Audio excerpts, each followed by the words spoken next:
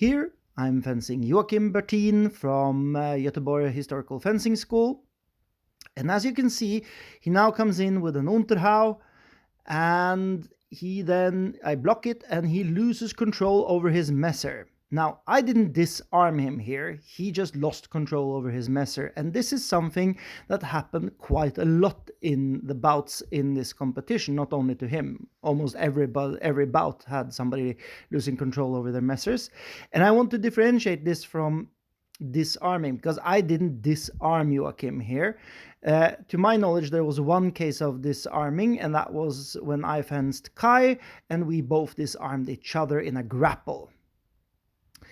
Regardless, fencing Joakim was quite fun, because in the entire fight I did not once get into grapple. He basically denied me this. Now, if I was to speculate, I'm thinking that Joakim has fenced Joakim Linde, the guy who runs the Messering Around YouTube channel, which you of course should check out. And me and Joakim Linde have the same love of going inside and grappling, and I can imagine that Joakim Börtin has had to develop some skills trying to avoid this. This in turn led to quite interesting fencing for my part, because this meant I had to work on my distance game, which is something I tend not to do. I tend to close in very fast.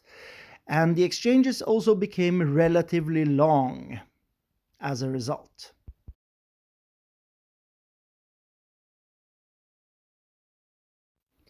Fencing Joakim was a lot of fun, and for my part, is the length of the exchanges and the fact that I couldn't close into wrestling meant that I had to focus on other aspects of my fencing, which I appreciated a lot. I think I really grew from fencing Joakim. It was really interesting. Again, quite long exchanges, a lot of movement in and out, trying to outmaneuver each other. And finally here I come in and feint with an Entrusthau, which he blocks, and then finally I land a Zonhau across his mask.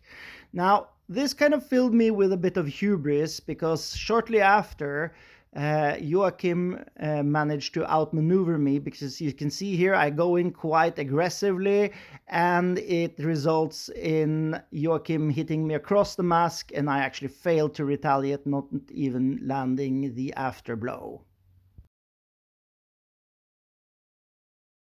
This in turn perhaps filled Joakim with a bit of hubris, I don't know. Anyway, it resulted in him choosing a more aggressive approach to fencing, and that did not serve him very well. As you can see, I here land an attack across his arm. All in all, I must say I had a great time fencing Joakim, and I hope to do it again soon.